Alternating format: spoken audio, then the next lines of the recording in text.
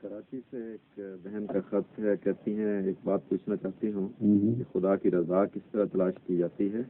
جب کوئی کام ہماری مرضی کے مطابق نہ ہو تو ہم کہتے ہیں کہ خدا کی رضا یہی تھی اور وہ ہو جائے، جو ہم نہیں چاہتے تو پھر بھی اسے خدا کی رضا کہتے ہیں۔ اچھا، جو چیز دلکش لگتی ہے ہم اس کی طرف دوڑتے ہیں، حالانکہ ناپسندیدہ چیز میں ہماری بھلائی ہوتی ہے جو ہمیں نظر نہیں آ رہی ہوتی۔ میرا ذہن ایسے موقعوں پہ بھٹکنے لگتا ہے کہ آخر خدا کی رضا کو کس طرح تلاش کروں؟ خدا کی رضا کو تلاش کرنے کے لیے ضروری ہے کہ خدا کی رضا کا پتہ تو ہو کہ ہے کیا۔ خدا کی رضا تو قرآن میں کھول کر لکھ دی گئی ہے، اور حضرت صلی اللہ علیہ وسلم نے واضح فرما دی ہے۔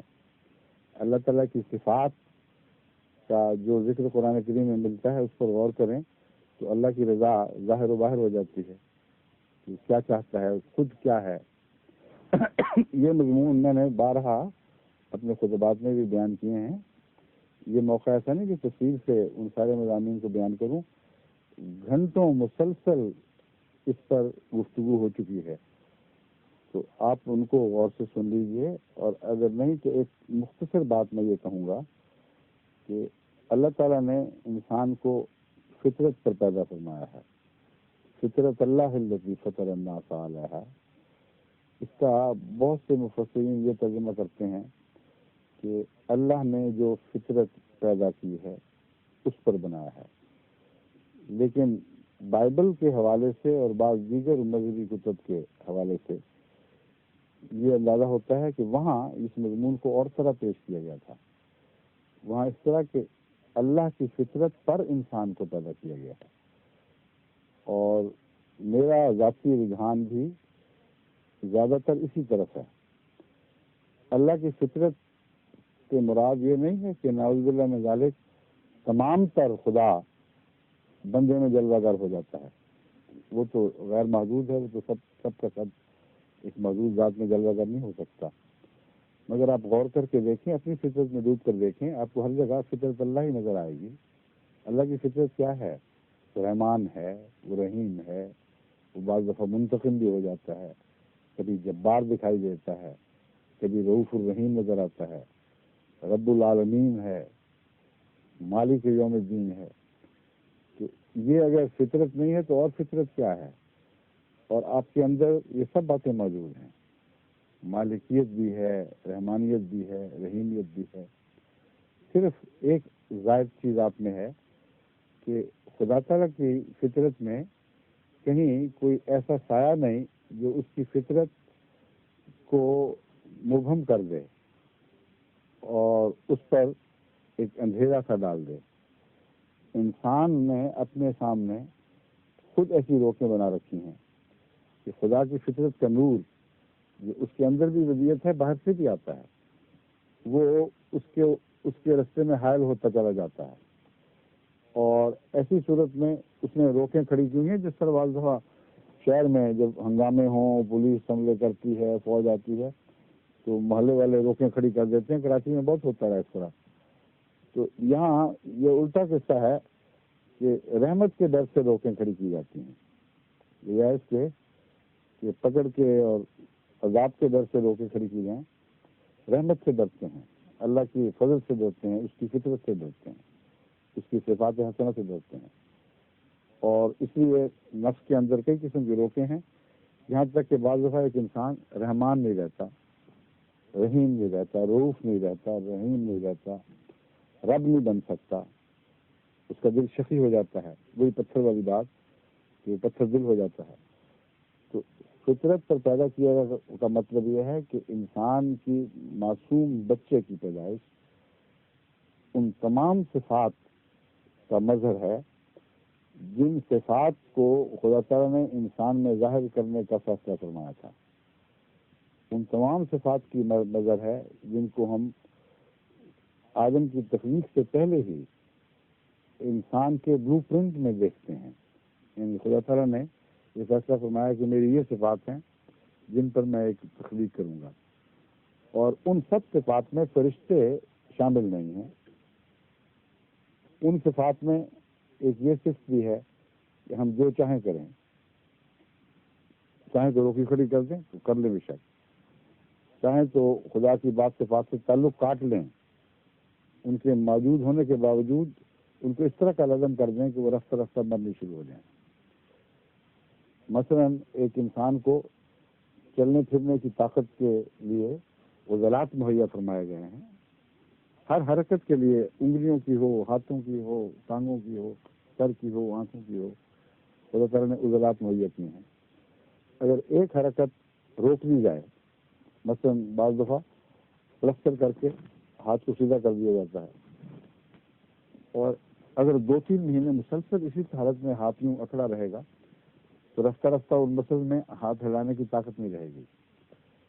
تو آپ یہ نہیں کہہ سکتے کہ اس انسان کو فطرتاً وہ طاقت نصیب نہیں ہوئی تھی.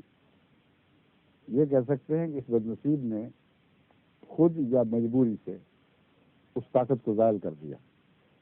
بس انسان کے اندر بھی فطرت اللہ کا عکس سوکھنے لگتا ہے، اور عدم استعمال کے نتیجے میں اس میں سے جان نکلنے لگتی ہے، یہاں تک کہ انسان ایک ایسے مقام پہ پہنچتا ہے کہ سبز پتے سوکھ کر پت جھڑ کا منظر پیش کرنے لگتے ہیں.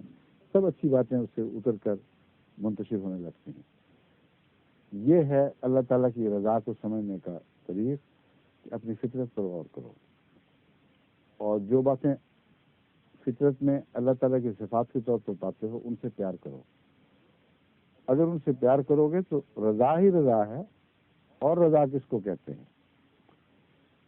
جب سمجھ لو گے کہ رب بھی ہے جس نے ساری کائنات کو پیدا کیا، اس نے پرورش کی، وہی رحمان، وہی رحیم، وہی مالک، مجھے بھی ایسا دوسروں کے لیے بننا چاہیے، پھر تمہیں معلوم ہوگا کہ جب تم اپنے بچوں پر ربوبیت کرتے ہو، ان کی رحمانیت کرتے ہو، تو بعض دفعہ ان سے بعض چیزیں روک لیتے ہو.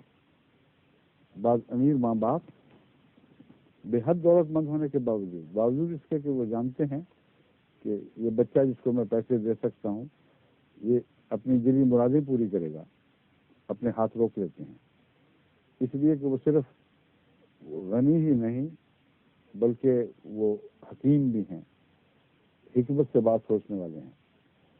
اور اس کے نتیجے میں جانتے ہیں کہ بچے کو ابھی سے پیسے دے دے کر عادتیں بگاڑ دی گئیں تو یہ زندگی میں جد و جہد کے لائق نہیں رہے گا.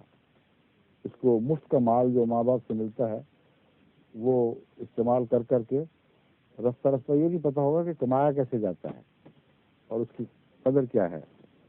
بس اس پہلو سے وہ انسانی فطرت کا مطالعہ کرنا چاہیے اور غور سے کرتے رہنا چاہیے کہ ہم کیا کرتے ہیں. جو ہم کرتے ہیں ہم ایک دوسرے کے لیے پسند کرتے ہیں. خدا نے اگر اپنی فطرت پر پیدا فرمایا تو وہ بھی تو ایسے ہی پسند کرتا ہوگا.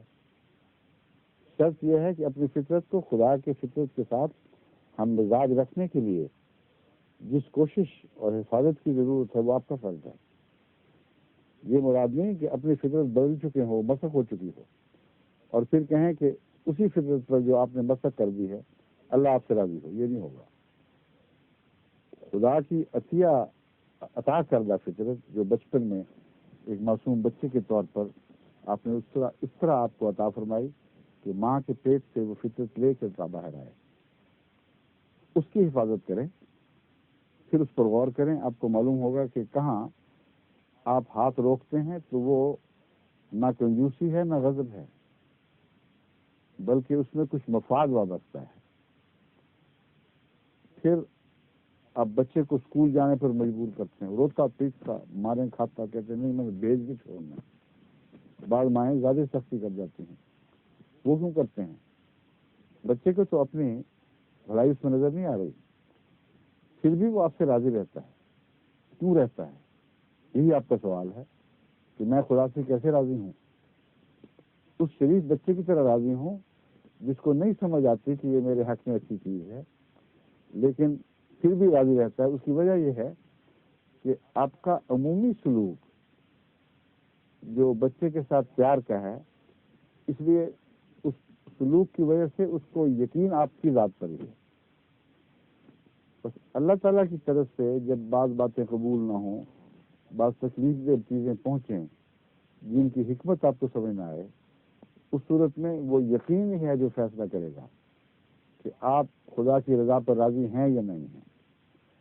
اگر وہ یقین کمزور ہے اگر آپ نے کبھی غور ہی نہیں کیا کہ اللہ تعالیٰ کے آپ پر کیسے کیسے احسانات ہیں، اگر اپنی آنکھوں، کانوں اور اپنے دماغ، اپنی حسیات پر غور نہیں کیا، کائنات کو خدا نے کس طرح پیدا فرمایا اور کتنا آپ خدا تعالیٰ نے آپ کے لیے باریک در باریک غور فرما کر بہت سی چیزیں مہیا فرمائیں، یہ جب تک آپ ان باتوں پر غور نہیں کرتے اس وقت تک آپ کو حقیقت میں خدا تعالیٰ کے احسانات کا شعور نہیں ہو سکتا۔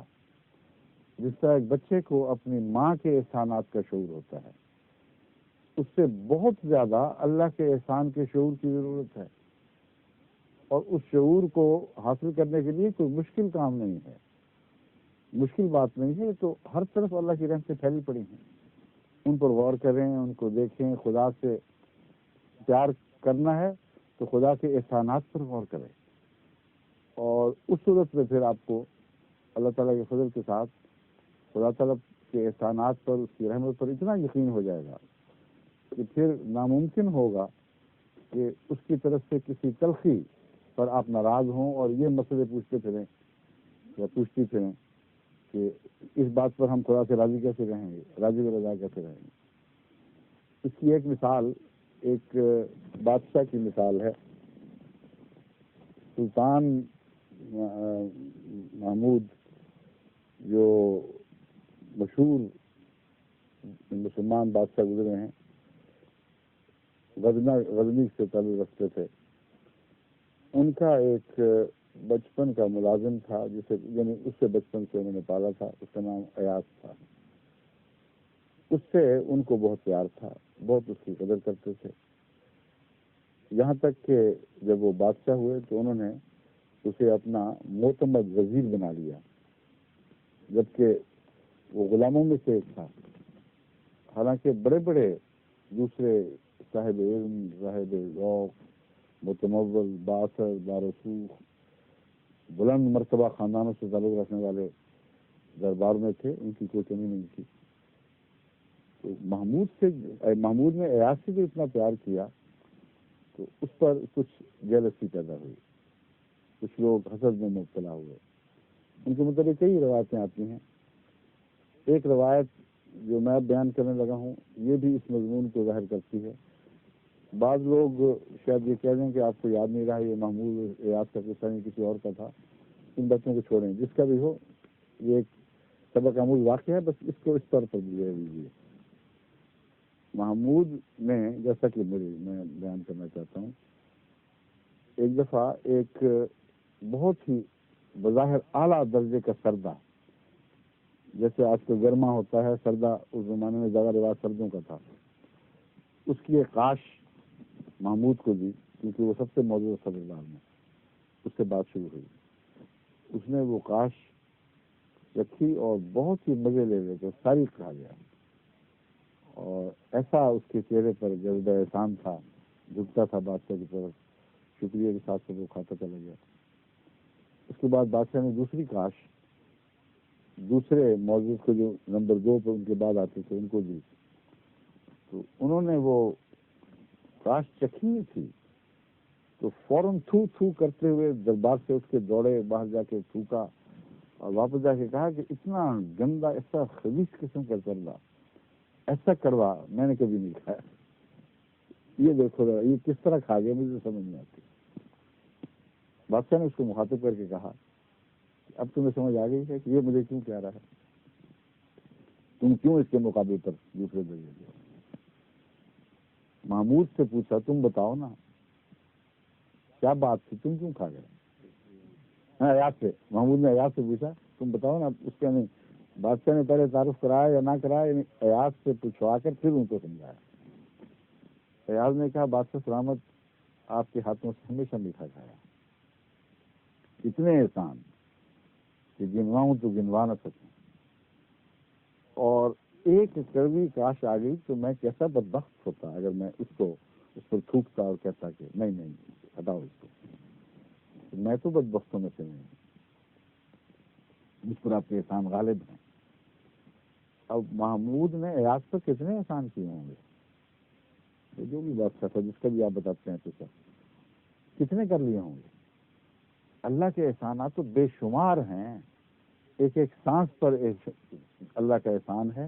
انسانی زندگی کی حفاظت کی جو سامان ہے، ان میں ایک معمولی سا رخنہ پیدا ہو جائے تو انسانی زندگی عذاب میں تبدیل ہو سکتی ہے. اس کی حفاظت کے لیے جو گردوں کا نظام ہے، یہ بے شمار دوسرے نظاموں میں سے ایک ہے. اس میں ذرا سا رخنہ پیدا ہو تو کسی بلا میں انسان مبتلا ہو جاتا ہے. جسم میں بعض دفعہ آگ لگ جاتی ہے، یورک ایسڈ ہائی ہونا ہو تو جوڑ جوڑ میں دردیں، یوریا ہائی ہو جائے تو سخت قسم کی خارش اور بے چینی اور ایک آگ سی لگ جاتی ہے بدن میں، اور بھی بہت سی تکلیفیں ہیں. تو ان باتوں پر بھی تو غور کریں کہ کیا ہو سکتا تھا، کن کڑوی تکلیف دی چیزوں سے آپ کی حفاظت کے کیسے کیسے سامان فرمائے گئے ہیں. پھر چھوٹے چھوٹے واقعات پر یہ دماغ لڑانے کی ضرورت ہی نہیں رہتی کہ اس کے پیچھے کوئی حکمت تھی کہ نہیں. اگر آپ ویسے اپنے آپ کو راضی کرنے کی کوشش کریں جو ضرور حکمت ہوگی، تو یہ ایک کم فہمی کا طریق ہے. اس طرح منطق سے راضی نہیں ہوا کرتے لوگ. بچے کب منطق سے راضی ہوتے ہیں؟ اپنے بچوں کو منطقی دلیلیں دے کے راضی کرنے کی کوشش کرنے، کبھی آپ کو کامیابی نہیں ہوگی. محبت کے غلبے سے دل راضی ہوا کرتے ہیں. اور اللہ تعالیٰ کی رضا کو اگر حاصل کرنا ہے تو اس کے محبت کے غلبے کے تلے اپنے دل کو بچھا دیجیے. پھر آپ دیکھیں گے کہ آپ کو کبھی اس کا وہم بھی نہیں آئے گا کہ فلاں دعا تکلیف نہیں پوری ہوئی، فلاں تکلیف پہنچی تو میں خدا سے حکمتیں طلب کروں کہ بتا آخر اس میں کیا حکمت تھی، یہ چھوٹی سی معصوم بچی کیوں ایسے پیدا ہو گئی، مجھے ہی کیوں چن لیا گیا. یہ سارے جھگڑے برابری سے شروع ہوتے ہیں اور محبت کے مضمون پر جا کر ان کی حد ختم ہو جاتی ہے، آگے نہیں بڑھ سکتے. بس اپنے تعلقات کو اللہ تعالیٰ سے درست کریں، تبھی آپ رضا کا معنی سمجھیں گے، تبھی آپ کو اللہ تعالیٰ کی طرف سے رضا عطا ہوگی. اور جب رضا میں ایک دفعہ داخل ہو جائیں تو پھر یہ کڑواہٹیں بالکل بے حیثیت کی ہو جاتی ہیں. پھر ہر زندگی کے ہر لمحے کا لطف ہی اور ہو جاتا ہے.